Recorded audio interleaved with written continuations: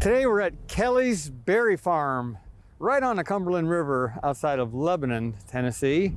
And John, thank you so much for having us out here. Thank you for coming. Yeah, you've been growing berries a long time, haven't you? Yes.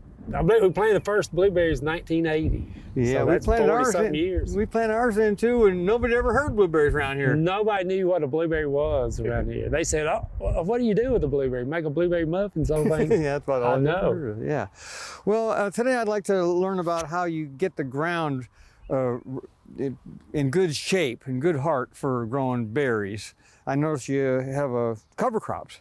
Yeah, the cover crops use annual ryegrass and radishes, and got some clover. Yeah, so here's some red clover. Yeah. And then we have ryegrass. And they grow well together, don't they? They do grow well together. And it's kind of a cool weather. We plant them in the fall, and it grows all winter, really. It doesn't ever quit growing. So it's just building more organic matter to go back in the ground.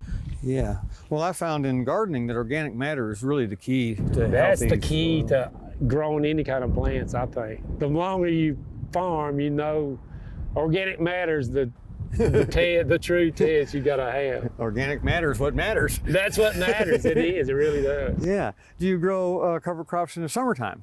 I do Sudan grass. It's a real fast growing grass when it's hot. And you can mow it down, and it'll come right back, and then disc it up late summer and plow it under and just let it work all winter. Yeah. Yep. Right. So strawberries that you have here, these are planted in the fall. There you go. We plant the fall strawberries. About when? Mid-September, and then they grow real well. They're cool weather plants, so they grow in the fall. Mm-hmm. And then they're real hardy, so you don't have to worry about them in the winter too much. But in the spring, you got to worry about the blooms. I noticed you have some of the cloth here. You have to cover Yeah, this. we had to cover them when the blooming period is, and which is right now. We're going to have to cover them again. I think you will in another couple of days. Another couple of days, it's going to be frosty again. Yeah. Do you ever add minerals, lime or anything like that? Oh, we add horse manure. Really? Yeah, we do that every summer. Do you rot it a little bit first? Well, yeah, you compost it. It's got to be old. It can't be fresh, maybe 2 or 3 years old at least. And just spread it out and plow it and disc it in and then form the rows up. And that really helps. All the organic matter you can get in the ground is the best. Yeah, and your grounds are they clay? It's kind of sandy soil. We're right here on the river. Yeah, and it's not much clay, too much. So this is a river bottom land, really? It's pretty much river bottom. It's kind of, the water goes right through the soil pretty quick. Yeah. Well, besides strawberries, I know you grow blueberries here. Do you have to do anything different to them to keep the soil more acidic? Yeah, we spread out the sulfur on the blueberries. About how much per plant? About a handful around each plant. You just shake it around. They got pelletized or the powder. Yeah. But yeah, you just put it around every year, put a handful around it, and that keeps the pH down. And on the blackberries and the strawberries, they like lime, so we got to kind of keep them separate so you don't let the lime dust blow in the blueberries. Yeah, that's right. The lime is really important. It's important to the calcium in the lime for the strawberries and the blackberries. Well, besides the minerals and the cover crops and your horse manure, what other sort of sustainable practices do you do?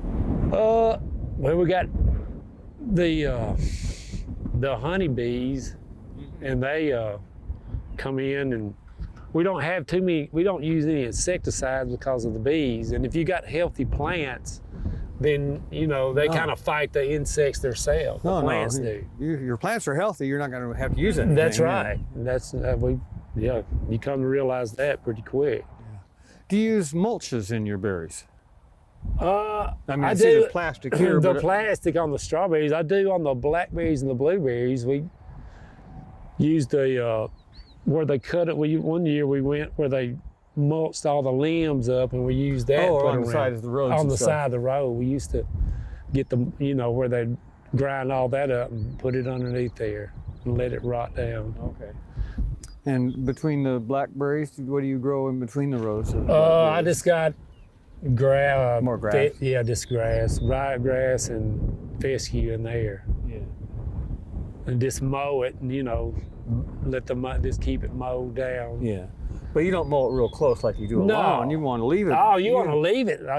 This the only time I mow it close is when we're harvesting. For the people. Yeah, for the people in there to pick their own. They don't like, most people don't like walking in tall grass, so I got to kind of let the customers get in there easy. Right. But I've noticed that if you keep it mowed real close to the ground, the ground is Oh, not yeah. good for it. No, it heats the ground up and Yeah. it gets hard. Right, yeah. You want it, I leave it probably 4 or 5 inches even when, Oh, yeah, when you mow it. when I do mow it. Yeah, I always mow You high. want it, you got to mow it high. There again, you'll kill the grass if you mow it too close. And then you Yeah. Or you'll end up with just Bermuda grass. That's right. You don't want that. You don't want that. You want a good blade. Do you find the ryegrass can that be invasive and spread to the? No, it's not. You kind of keep it and it stays in its own place. Okay. It'll just grow up. In the wintertime, it'll grow 2 feet. Oh yeah, maybe 3. Right. You know, I mean, it builds the ground up pretty good. Yeah. And plus, it has a good walkway. Makes a great path. Good path, yeah. Keeps the soil there and it doesn't wash. Yeah. The roots stay. Well, John, thank you so much. Yes, sir. It's always Thanks a for pleasure coming. to seeing you. Good to see you. Chat with you about farming. Appreciate it. If you love gardening, you may want to subscribe to this channel. We showcase gardens, plants, and the joy that gardening can bring.